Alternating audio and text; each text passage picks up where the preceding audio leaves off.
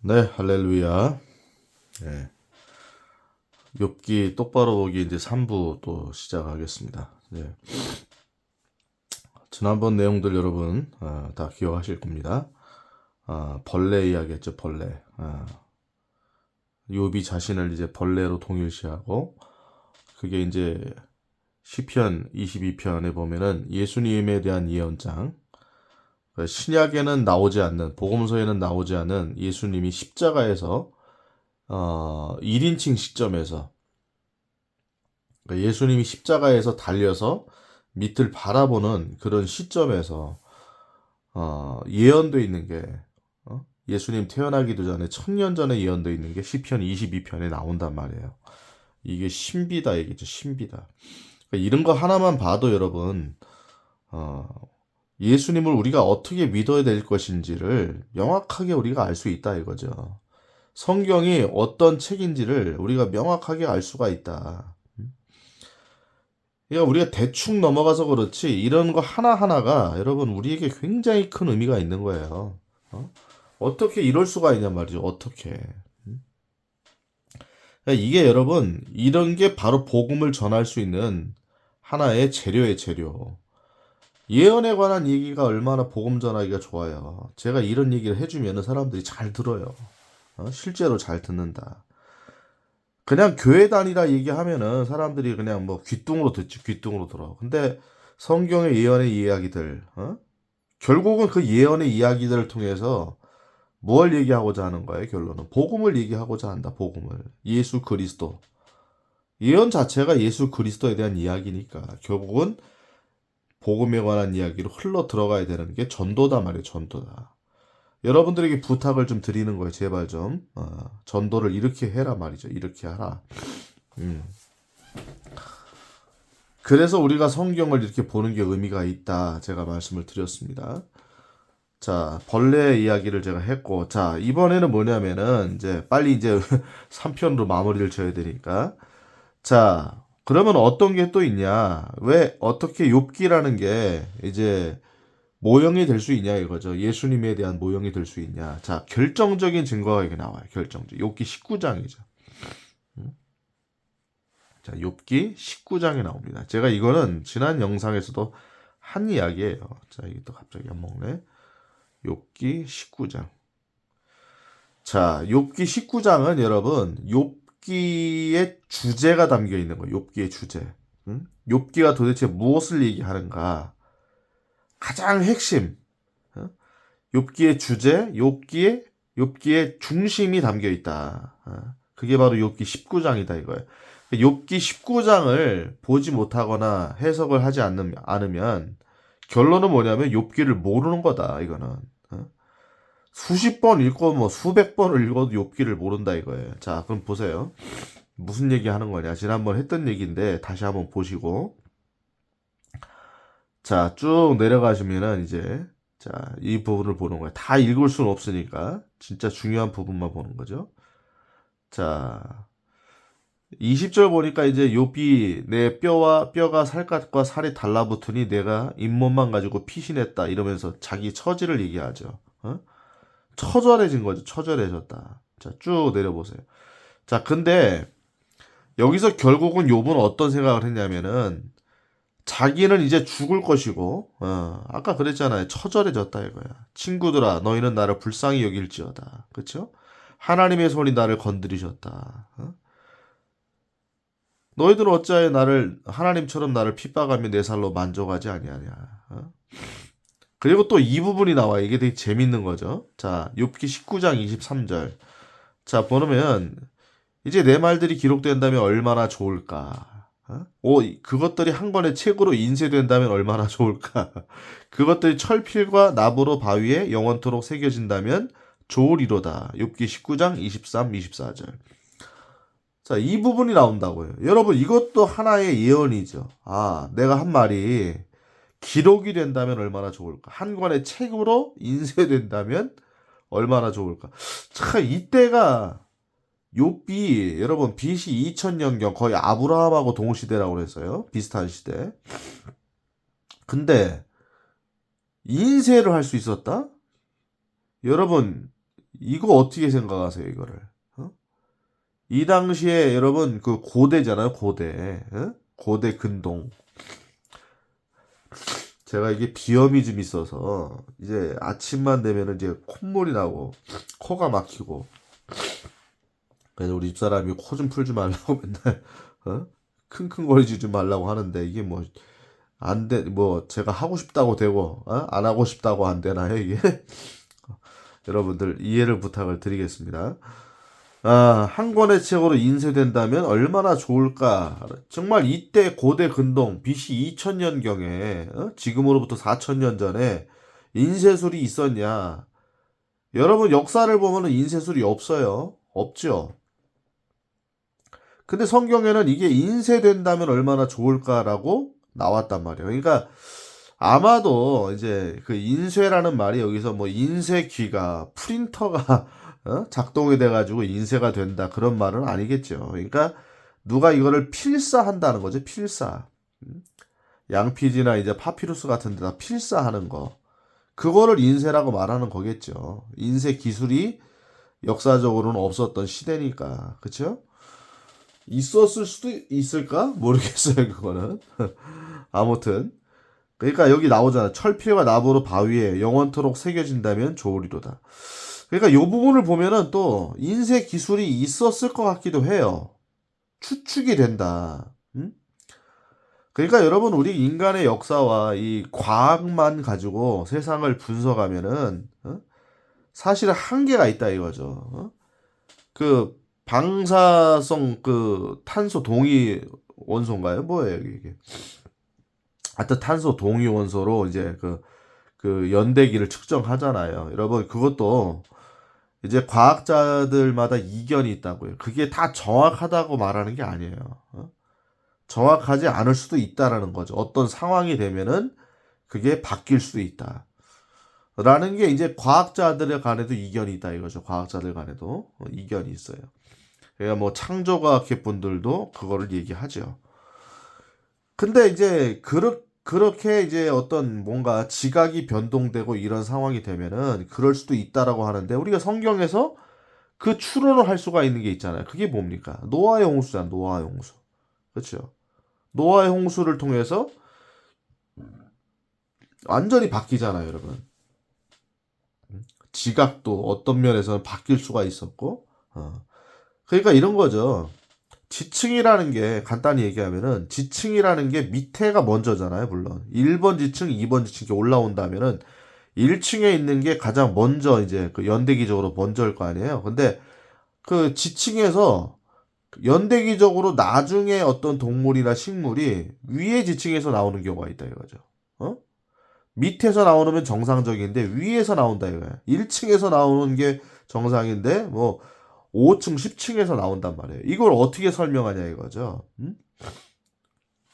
그러니까 우리는 성경을 통해서 과학의 관점도 물론 우리가 합리적으로 논리적으로 필요하지만은 과학이라는 거는 한계성이 분명히 있는 거예요, 여러분. 여러분 그것들을 아셔야 된다고. 가설이라는 거죠, 가설. 인간의 창조라든지 생명체 창조, 저 해와 달과 별이 어떻게 만들었는지를 과학으로 어떻게 분석을 해요? 어떻게? 분석할 방법이 있어요, 여러분 한번 생각해 보세요. 그냥 교과서에서 맨날 우리가 배우고 듣고 했다. 그게 고정관념이죠, 고정관념. 그렇죠? 그냥 주입식 교육이 된 거지, 사실은. 그러니까 얘기했잖아요. 1850년 정도에 이제 다윈이 맞나요? 제가 1850년을 기억하는 종의 기원을 그때 이제 출시를 한 것 같은데 그 전까지는 아니면 아니라고 여러분 댓글을 달아주세요. 저도 이제 그 전까지는 진화가 됐다라고 생각하는 사람은 거의 없었다고 그랬잖아요. 이 지구상에 있는 사람들이 거의 다 이거는 어떤 신이 만들었을 거다라고 하는 사람들의 그 통념이 있었다고 통념이. 그리고 그런 흔적들이 역사 속에서 이제 다 나온단 말이에요. 역사의 어떤 그 흔적들이 다 나온다고요. 노아의 홍수도 마찬가지입니다. 제가 설명했잖아요. 고대 한자어에도 나오고. 그 다음에 지역마다 노아의 홍수의 전설과 구전이 다 나온다고 여러분. 뭐 아라라산에 지금 뭐 그 터키에 가면은 이제 아라랏 산에 노아의 방주에 그 자리가 있다. 그 흔적이 있다.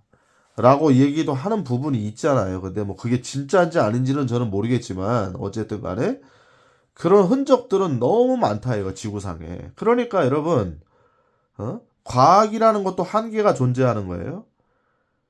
물론 이제 과학자 입장에서는 성경이 한계가 있다고 보이겠지만 우리는 어떻게 보는 겁니까? 아, 성경을 통해서 봤더니 하나님의 말씀이 한치 오차가 없다는 거를 우리가 무엇을 통해서 봤냐 이거죠. 예언을 통해서 봤다. 예언을 통해서. 예언이 서로 막 천년 이상을 막 서로 주고받고 마치 보충 설명해 주듯이 얘기하는 거를 어떻게 설명하냐. 이 책이 어떤 책이냐 이거죠. 도대체가. 어? 이런 것만 봐도 여러분 성경이라는 게 얼마나 정확성이 있고 논리성이 있는지를 우리가 충분히 알 수가 있다. 자, 다시 요도로 돌아가 보면 요 얘기하다가 간 거죠. 철필과 나무로 바위에 영원토로 새겨진다면 좋을. 그러니까 인쇄술이 있었을 수도 있다. 모르겠어요. 저는 이거는 약간 욥기가 이런 것들을 우리에게 의문점을 남기고 있다 이거죠. 자, 근데 이게 중요한 게 아니고 이 부분이죠. 19장 25절. 내가 알거니와 내 구속자께서 살아계시고 내가 안다 이거예요. 나는 이제 죽을 거다. 나는 피폐해졌고 더 이상 희망이 없다라고 말하면서 이제 25절부터 한 가지 이야기를 하는 거예요. 그게 뭐예요? 내가 안다 이거예요. 뭐를 안다? 내 구속자, 나를 구속하실 분이 살아계신다. 그렇죠? 여러분 지금 욥이 하나님은 의식하고 있다는 걸 우리가 구약을 통해서는 알잖아요. 어떤 우리가 생각하는 그 하나님은 뭐예요? 성부 하나님, 아버지 하나님, 우리가 이런 개념으로 알잖아요. 근데 여기서 구속자라고 말하는 거는 이 무슨 뜻이에요? 구속자가 리디머잖아요. 마이 리디머. 그러니까 나를 갖다가 어떤 그 구속이란 말 자체가 어떤 뜻이에요, 여러분? 희생을 통해서 구원하는 거잖아요. 희생을 통해서. 그렇죠? 구원과 구속은 이런 의미에서 약간 차이가 있죠. 희생을 통해서 구원하실 분을 구속자라고 그런다고. 그러니까 나를 어떤 그분이 희생을 통해서 나를 구원하실 분, 구속할 우리의 죄를 다 구속하실 분, 그분을 이야기하는 거니까 성부 하나님, 아버지 하나님의 개념하고 조금은 느낌이 다르죠. 뉘앙스가 다르죠. 우리는 알죠. 누구라는 거를. 근데 욥이라는 사람은 예수님 태어나기 전에 2000년 전 사람이라고. 근데 이거를 갖다가 어떻게 여기다 써놨을까? 이 자체도 신비라는 거예요, 여러분. 자, 그 구속자께 살아계신다는 거죠, 지금. 또 마지막 날에 또 나오죠, 여기. 마지막 날. 제가 곡과 마곡의 전쟁 설명하면서 마지막 날이라는 이야기를 제가 많이 했죠. 그거는 여지가 없다, 이거 여지가. 성경 해석의 여지가 없다. 마지막 정말 날이죠. 우리는 알죠, 성경을 통해서. 주님이 재림하시는 날, 세상이 끝나는 날, 역사가 마감되는 날, 이 날이 마지막 날이다. 그쵸? 그러면 그 구속자가 여기서 그분이라고 받으니까 그분께서 땅 위에 서시리라 그랬다. 땅 위에 서시리라. 그쵸? 땅 위에 선다. 어디에 선다? 이 땅에 내려오셔가지고 땅 위에 선다 이거예요, 여러분. 이걸 갖다가 지금 예수님 태어나기 전에 2000년 전 사람인 욥이 이야기를 하고 있다고 여러분. 이게 욥기인 거예요. 이게 욥기. 그러니까 여러분 욥기 19장을 빼놓고 욥을 해석한다는 거는 어불성설이다. 제가 늘 얘기하잖아요. 자, 그 다음에 보세요. 자, 예수님의 재림을 이야기하는 거죠. 우리는 스가랴 14장을 통해서 늘 얘기하지만 어디 재림하신다? 또 물어보는 건 내가. 예루살렘 동편 올리브산에 그분의 발이 내딛는다. 자, 보세요. 자, 내 살갗의 26절, 욥기 19장 26절. 내 살갗의 벌레들이 이 몸을 멸할지라도, 자, 내가 이제 멸망을 당한다 이거죠. 죽는다 이거예요. 이제는 더 이상 이 살갗의 벌레가 막 들끓고 있다는 거 실제적으로. 그 자기가 벌레와 자기를 동일시했잖아요. 근데 내가 이제 멸할 것이다. 이 몸을 그들이 멸할 건데 내가 여전히 내 육체 안에서 하나님을 볼 것이다. 이 말은 뭡니까? 자, 내가 멸할 거예요. 그들이 나를. 그러니까 죽는다는 얘기잖아요. 결론적으로는. 죽는다. 그런데 여전히 내가 육체 안에서 어디에서? 영혼으로? 영혼으로? 천국에서? 낙원에서? 아니라는 거야, 성경은. 여러분, 그게 일관성 있다고. 그러니까 이런 식으로 성경을 해석하거나 무천년주의로 성경을 해석하는 분들은 여러분 심각한 문제가 있는 거예요. 여러분 그냥 어? 성경을 보는 견해가 다르다 이렇게 보면 안 된다고. 제가 왜 그래서 그분들에 대해서 태클을 거냐 이거예요. 태클을 거냐. 제가 얘기했잖아요, 여러분. 예수님에 관한 예언들이잖아요. 구약 성경에 나온 예언들이 약 300가지, 300구절 이상이 나오는데 그게 하나도 틀림없이 문자적으로 이루어졌다니까, 여러분. 그대로. 그냥 그대로 문자적으로 이루어졌다. 문자적으로.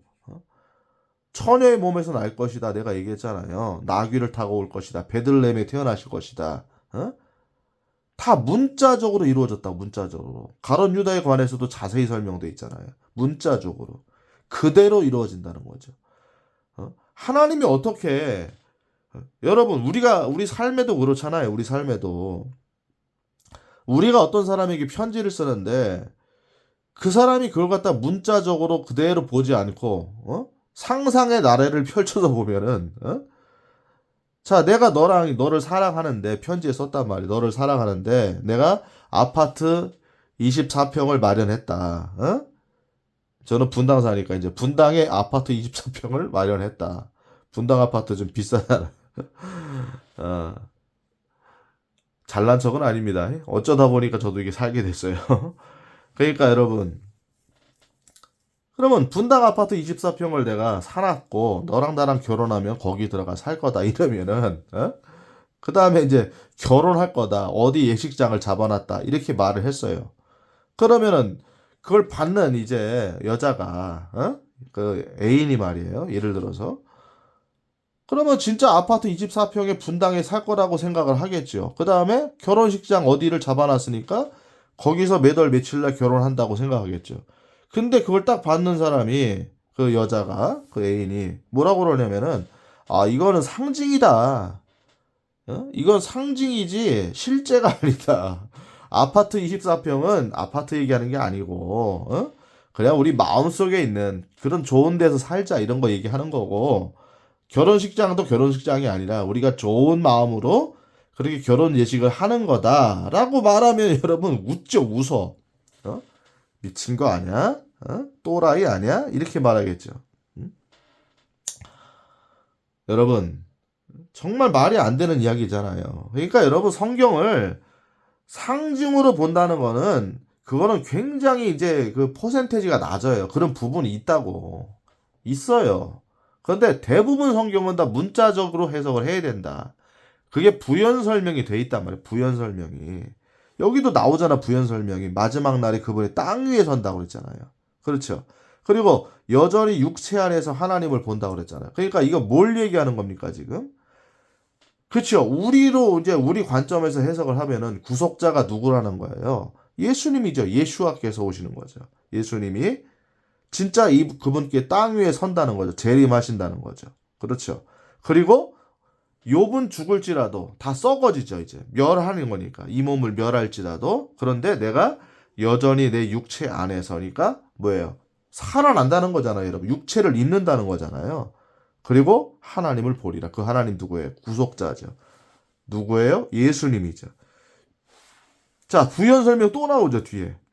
아, 그거는 뭐 아니다. 또 이런 사람이 있다고. 또 나온다고 성경에는. 27절. 내 콩팥이 내 속에서 소멸될지라도 내가 직접 그분을 보리니 돼 있어요, 안 돼 있어요. 다른 것이 아니라 내 눈이 바라보리이다. 직접 본다는 거에 또 부연 설명 또 나오죠. 다른 것이 아니라 내 눈이 바라본다 이거. 내 눈이 무엇을 얘기한다? 분명한 부활을 얘기한다. 분명한 부활을. 욥기 19장은 분명한 부활을 이야기한다. 자, 그러니까 자, 이 부분에서 자, 분명히 여기에 뭐가 나옵니까? 그쵸. 구속자이신 예수님에 관한 예언이 나오는 거예요. 욥기에도. 나와요, 안 나와요?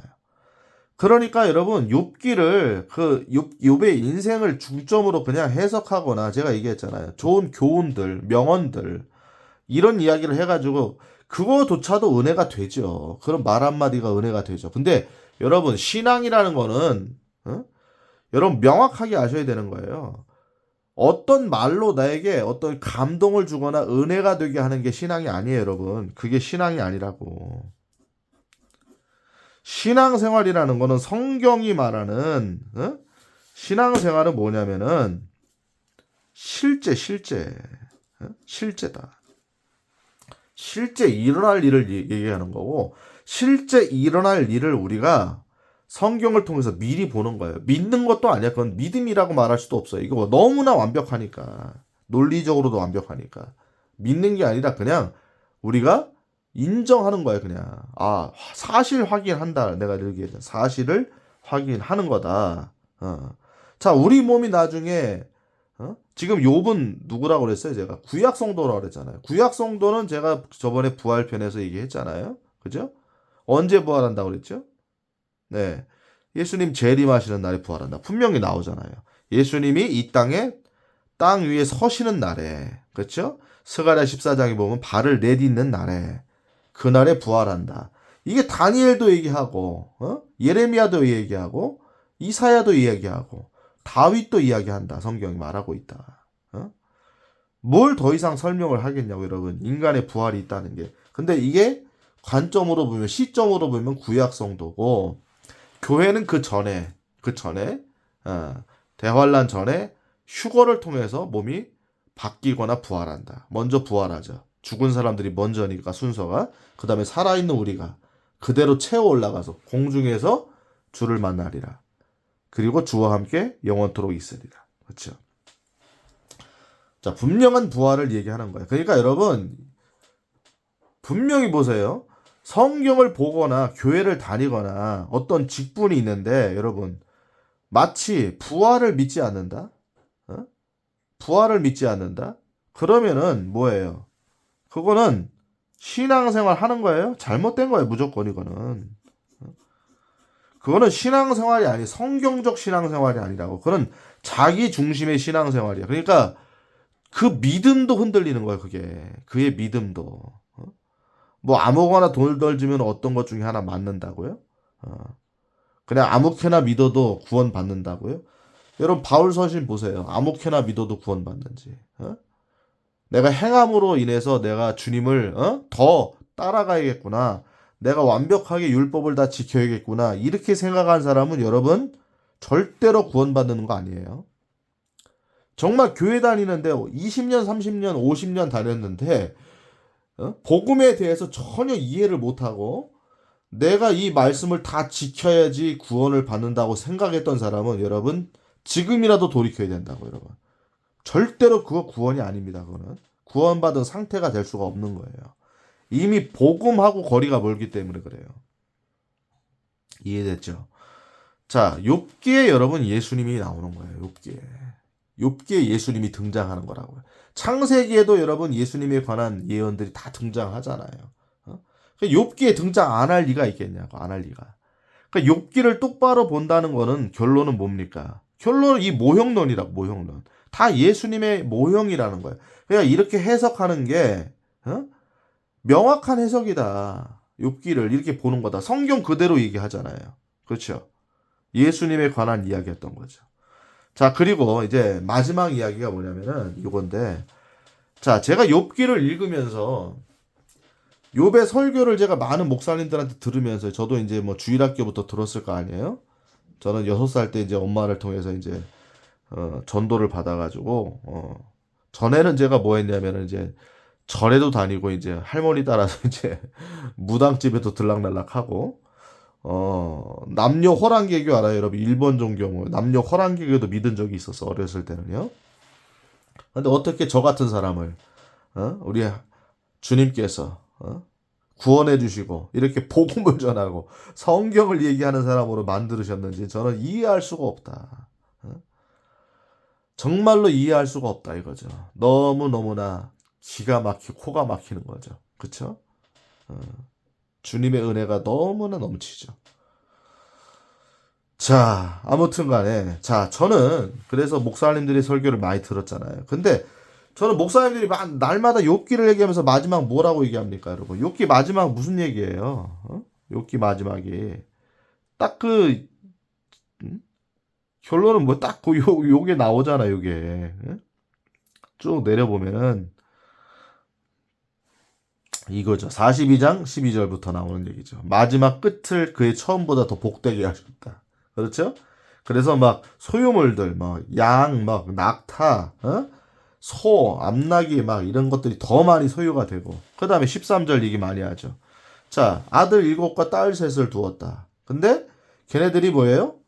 이름도 나오잖아요, 여기는. 그쵸? 딸의 이름들이 특별히 나오는데 여기에 이것도 의미가 있는 거라고 여러분. 이것도 여미마, 그시야, 게른 합북. 그렇죠. 어? 저는 모르겠어요. 여기서 더 이상 부연 설명 안 하니까. 왜냐하면은 성경의 계보는 여자의 계보거든 사실은. 마리아의 계보잖아요. 마리아의 계보. 예수님의 육신적인 아버지였던, 물론 예수님의 실제 육신적 아버지는 아니죠. 그냥 아버지 역할을 한 거죠. 어떻게 보면은 요셉 같은 경우는 요셉의 계보를 따라온 게 아니에요. 사실은 마리아의 계보를 따라온 거죠.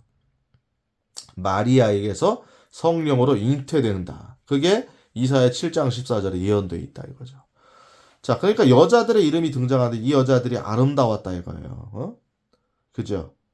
아름다웠다라고 얘기하잖아요. 그러니까 아들 7이 다시 나왔고 여자 딸 셋이 이제 또 태어났는데 이 여자 아이들의 이름이 다 등장하잖아요. 제가 성경에 이름이 등장한다는 거는 의미가 있다 그랬잖아요. 의미가 있다. 상급도 차이가 있다. 상급의 레벨이 다르다 그랬잖아요. 저는 모르겠어요. 이 계보가 마태복음 1장에는 등장하지 않으니까 이제 추론할 수는 없지만은 왜냐면은 그 어쨌든 간에 마태복음 1장이 예수님의 계보잖아요. 근데 결론은 그게 뭐냐면 여자의 계보라고. 여자의 계보. 그렇죠. 그래서 여자의 후손인 거예요. 예수님이 여자의 후손. 이해되셨죠? 그래서 이 여자들이 도대체 어떤 역할을 했는지는 제가 성경을 통해서 아직은 보질 못했지만은 뭔가 구원사적으로 굉장히 어떤 역할을 했을 거다라고 볼 여지가 있다는 거예요. 왜? 이름이 등장했으니까.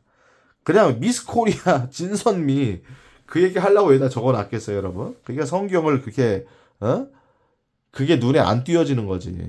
미스 코리아 진선미로 설교하는 분들이 있다면은 성경을 이제 제대로 보지 못하는 거예요, 그게. 그러니까 여러분, 자, 이 부분이죠. 그러니까 자녀들이 7이 나왔고 딸도 이제 더 아름다운 딸들이 셋이 나왔다. 그래 하나님이 다 복원해 주셨고 더 많은 축복을 주셨다. 이렇게 말하는 제가 설교를 들을 때마다 저는 이해가 안 됐다고 저는 그 얘기를 들을 때마다. 자, 왜 이해가 안 됐을까요? 여러분도 잘 생각해 보세요. 이거 이해가 됩니까? 자, 여러분 보세요. 여러분이 자녀가 10명 있었어요. 자, 10명 잘 이해가 안 되면 여러분 자녀가 1명 있었어요. 자, 근데 그 자녀가 어떤 불의의 사고로 죽었단 말이에요. 슬픈 이야기죠.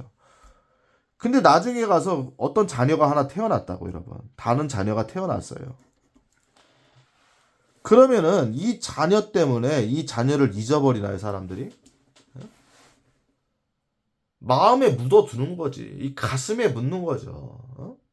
생각나면은 이제 마음이 저려오는 거죠.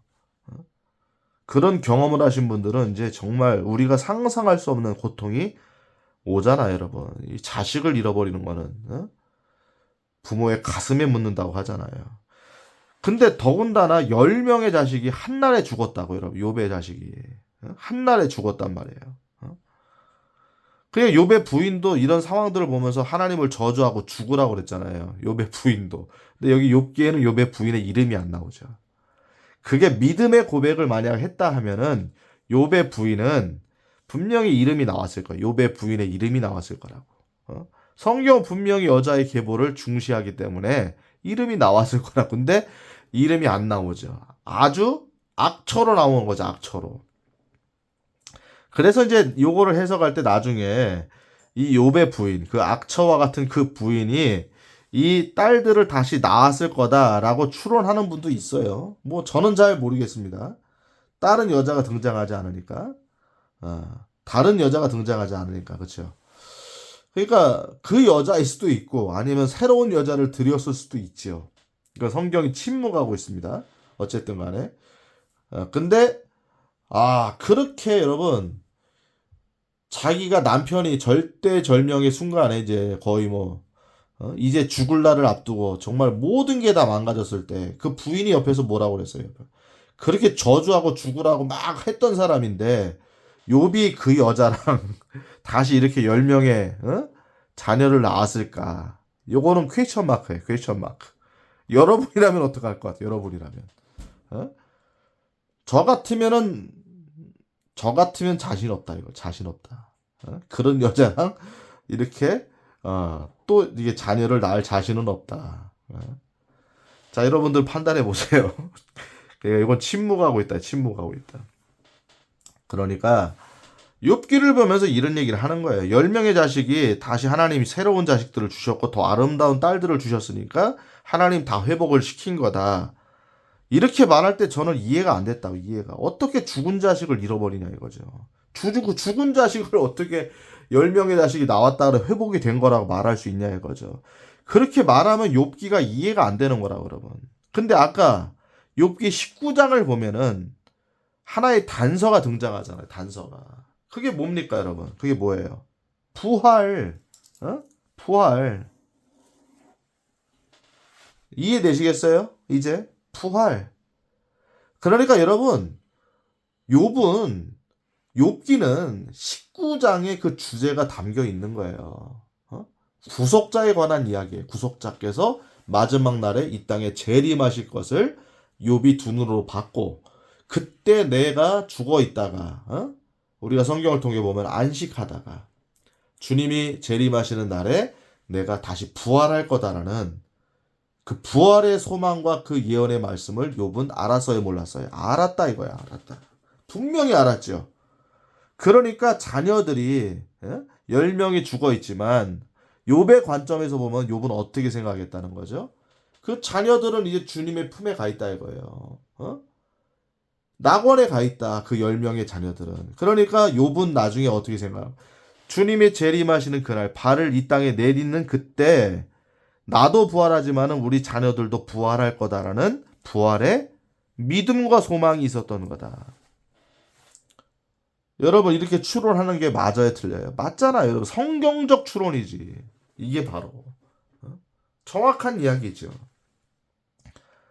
그렇기 때문에 이 부활의 믿음, 부활의 신앙이 있었기 때문에 여러분 욥은 완벽하게 회복된 게 마찬가지죠. 2배가 된 거죠. 왜? 10명의 자녀가 지금 하나님의 품에 가 있고 그죠? 앞으로 부활할 거죠. 그리고 지금 하나님이 주신 10명의 자녀가 있으니까 완벽하게 하나님께서 2배를 주신 거죠. 곱절을 주신 거지, 곱절을. 이해가 되셨죠? 그러니까 여러분 하나님의 말씀을 보시면서 혹여라도 자녀들이 먼저 간 그런 슬픔이 있는 가정들 여러분 제가 그걸 어떻게 위로하겠습니까? 생각만 해도 여러분 가슴이 저며지죠. 근데 여러분 그런 가정이 있을지라도 여러분들이 성경을 보고 예수께서 나를 나의 구세주가 되시고 나의 구원자가 되신 걸 여러분 믿는 분들이라면 성도들이라면 여러분 이 말씀 보면서 우리가 뭘 받아야 돼요? 확신을 얻어야 돼요. 확신을.